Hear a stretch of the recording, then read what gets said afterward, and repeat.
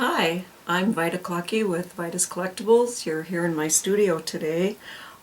Join me to watch me paint a tame rose over water-based medium that has been dried but not fired. So stay tuned and I'll show you the colors and brushes I'll be using. So I'm going to show you today how I paint a tame rose, rather a side view, somewhat of a side view, and I'm going to do it on a previously watercolor painted background that has not been fired. You'll have to watch my original video on watercolor backgrounds to see how I did this. This can actually be China painted then over and all done in one fire. So I'm going to go ahead and show you the colors that I used to paint this flower and leaves. They are a pretty pink. It should be a good pink with gold base ingredients, not your cheap shell pinks and those type of things. A rose is a medium value. And then you could go to Ruby, American Beauty, as long as you have three good values of your pinks. And also three values of greens. I've got moss green, antique, and darkest green. So as long as the number or the names don't really matter as much as the values, the lightness, darkness, and brightness of those colors. I've mixed and ground all my paints with mineral oil. I paint with my painting medium, which is semi-open, and I use a solvent for cleaner and thinning called Terpenoid Natural. And this is odorless mineral spirits. If I want a deep, sharper clean, or if I want to really clean my brushes, I use that. The main brushes that I use for most all my paintings are Aquaflow square shaders. And I like them because they are nice and sharp and they keep a nice edge and they rarely lose hair like 100% natural hairs do. So I like the nice square edges that they keep. And they hold a lot of nice color. Alright, so let's get started. Now this is the actual space that I had used to contact paper I had put over this area when I watercolored this background. So that's why it's so crisp and clean here. I'm going to just sketch out a bowl of the rose and add a little bit of a throat. Usually the rule of thumb is third, a third, a third. Now I have another video out that is a looking at you rose. You can find on YouTube, also on my channel.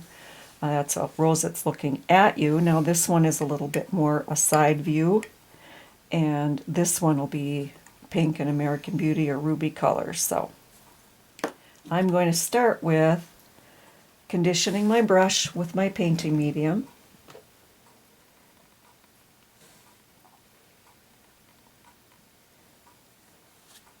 And working it out. You have to use a little bit more oil with your pinks and your rubies and your purples. So I'm pulling that color, and I'm using my large brush because I want to wash color in my background areas here. Back into my oil for a little bit. I just like to get my lightest value laid in. My other colors seem to blend better when I go to shade. If I get this wash in first, because it lets my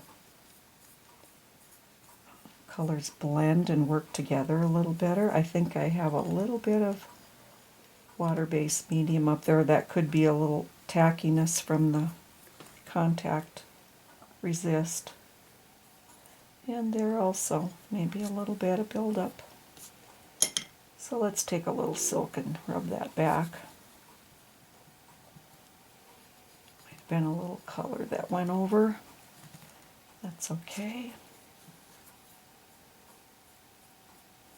Now I could have painted this rose and fired it and then did my background like I did on one of my pieces on my watercolor background video. This is just a little bit different way of doing it, I guess.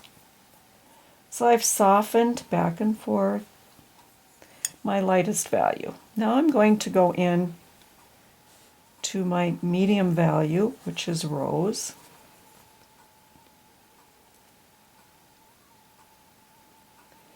And I'm doing a full load of that. I'm pulling that rose. And then I'm going to do a side load of ruby. I'm going to lay in that bowl. Again, unload again. I'm going to pull it this way so I can pull that bowl up and soften that slightly. I'm going to drop down to a little size smaller brush now. Go into more of the rose, medium value, and more of the darker ruby value. Bring that bowl around, darken that up somewhat. And I will reload and shade some of these petals on the one side, just to give it a little depth here. Turn it this way. Darken a few of those petals on the side. Now I'm going to go into straight ruby, and I'm going to pull that dark color into the throat and slightly soften it as we go up. Maybe add a little bit darker on the shadow side of the bowl. Now let's smooth that out a little bit. Now let's think about lights and darks. I'm going to take that medium size square shader, clean it in a little bit of Turpenoid Natural over here right on my tile, and just kind of dry it out. I'm not going to go into any more oil. I'm going to think about some highlights here. So if the light were coming from this way, it would hit the bowl here. So I'm going to drop that clean brush and do a C-stroke and get a highlight on that bowl. And then opposite the bowl, the light might be hitting up in here, so I'm pushing out some strokes of light. That could be little petals up in that edge.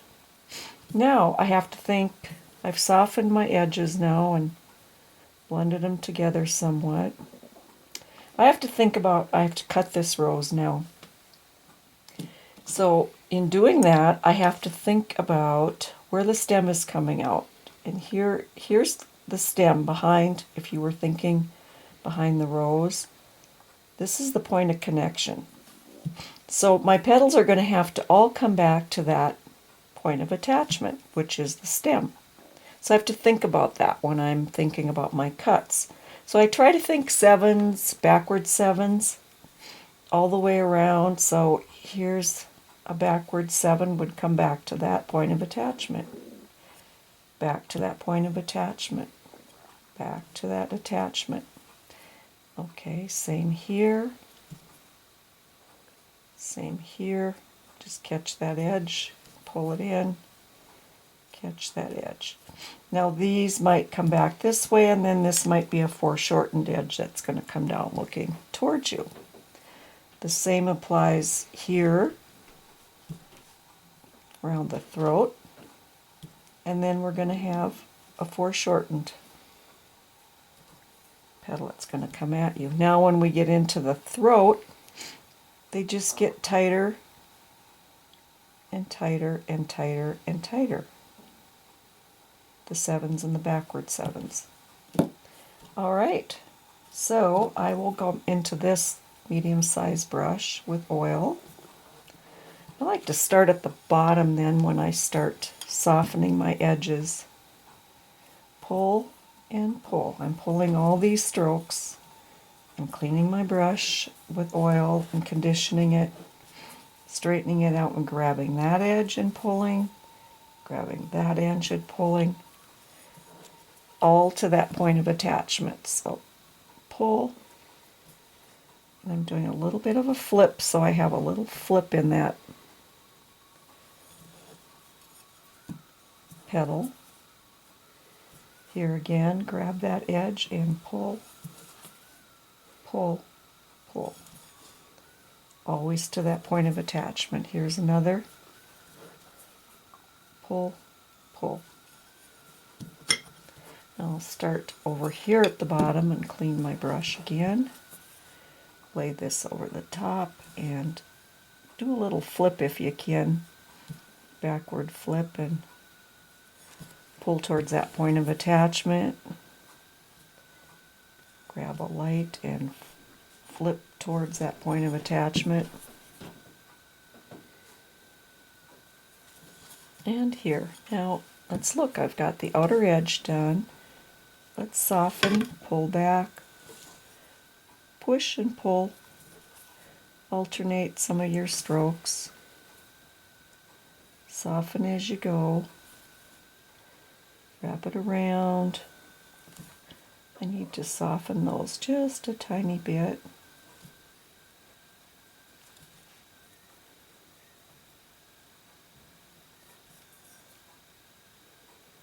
I can do it with a wipeout tool if I want to. It's a little softer if you use your brush. And so they twist and they wrap around tighter and tighter as they get into the center.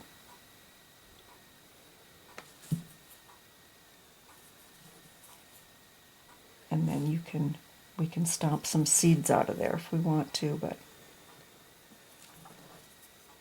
let's take the brush now and pull this foreshortened petal out towards us. It's the one that's coming and looking towards you.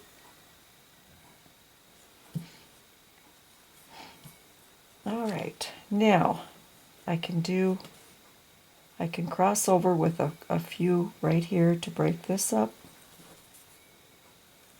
And maybe I'll cross over and do an adjoining petal there to break up with the bowl that's in the foreground here, or in the bowl. A little build up there. Okay, I'm going to go to a smaller brush now, and I might go into my odorless turpentine because I want a stronger cut now. Very, very dry. If the light were coming this way, let's lighten this side of the bowl just a little more. And I'm doing that, of course, with the turpenoid, or the odorless turp. Crisp up that turn back. Maybe make this a little lighter here.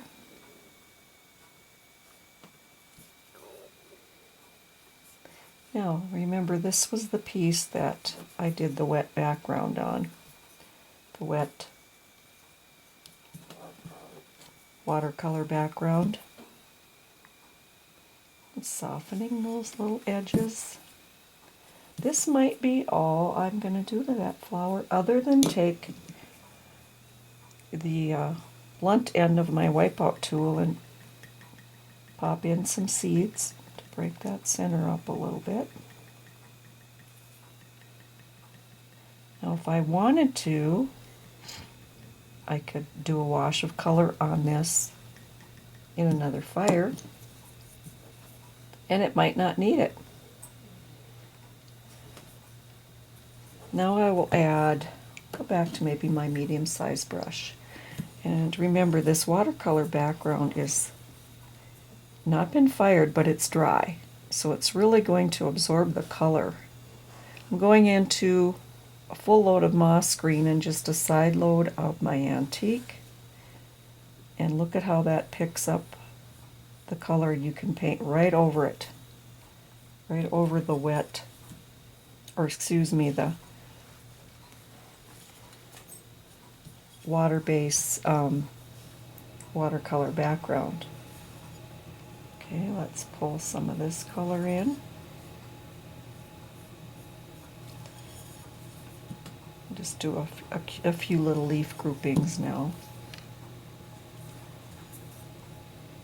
Full load of moss, side load of antique.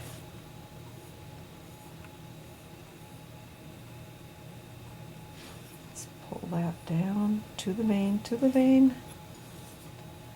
Away, away, away, and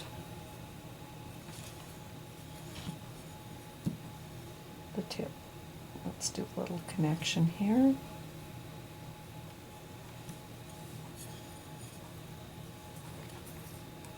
Well, we'll put a couple on the other side, and then we'll pull a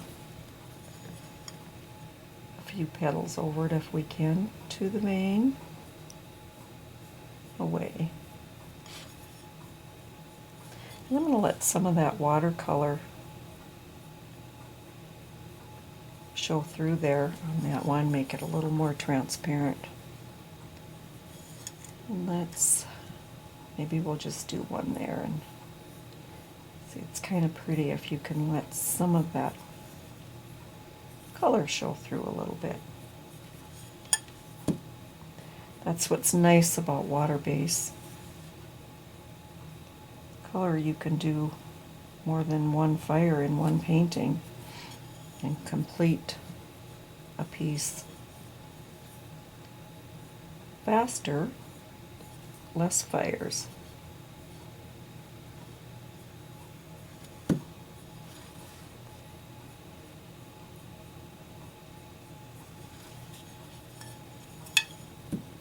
Well, let's just get that balanced out here a little bit, and then we'll finish up with the flower. And we'll put a few more leaves in here just to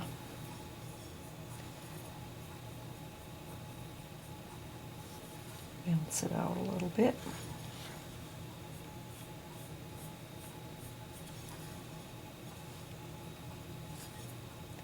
Now if I wanted to, I could go into some cool shadow and continue on with some background. I'm going to wipe a little bit of highlight. See how that water base is holding?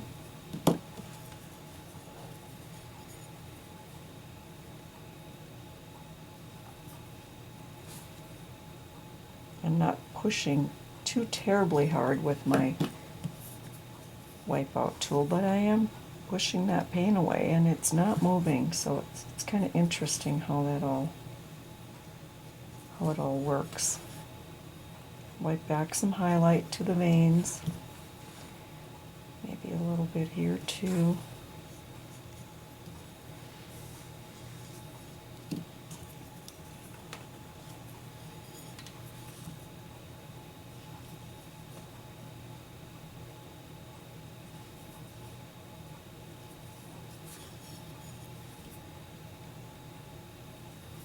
Nope, a little too much. Let's go back and wipe a little more highlight out. To wipe my brush often, otherwise I'm just moving the paint around, putting it back. So I have to wipe that brush and get that paint off.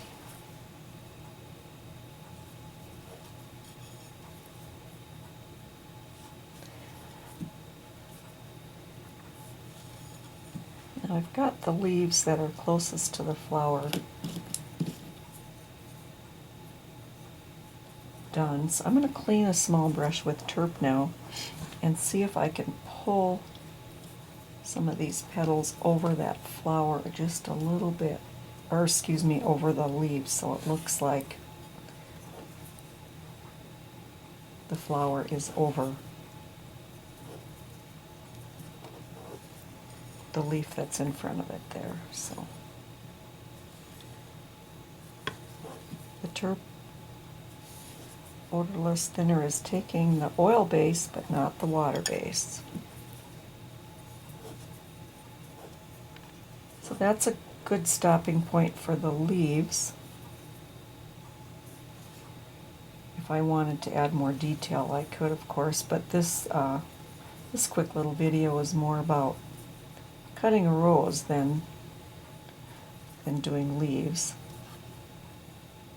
Now you could watch my video on carving and backgrounds, and you could continue on with that sort of technique by bringing in some background washes here and anchoring that.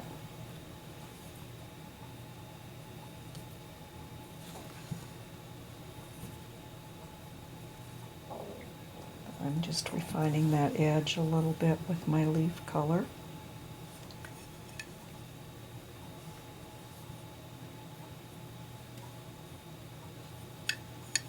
And this seems a little straight edged here, so let's just move that leaf in and break up that petal there. I like that a little better.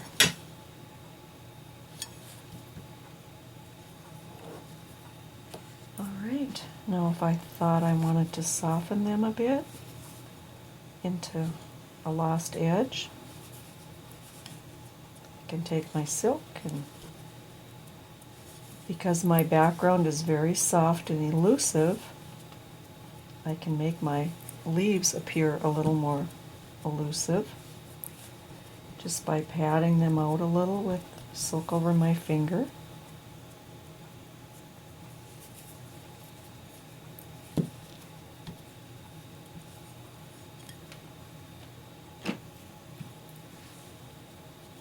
And it's not lifting my unfired water base.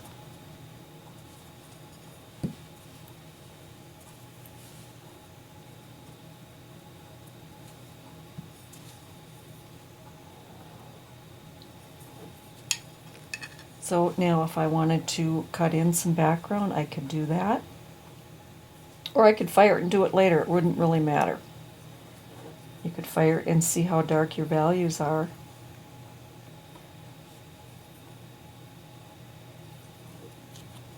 And go from there. I would fire this hot at 014 and see what I have. This is what the China painted rose looks like over the dry watercolor background technique that we showed you. This will be fired now at probably 014. Please stay tuned. There'll be an additional video showing you how I painted and cut this rose on my YouTube channel. Please subscribe and hit the bell button for notifications on my new videos as they come out. And if you have any questions or want to check the seminar site on my website, it is vitascollectibles.com. Thanks for joining me.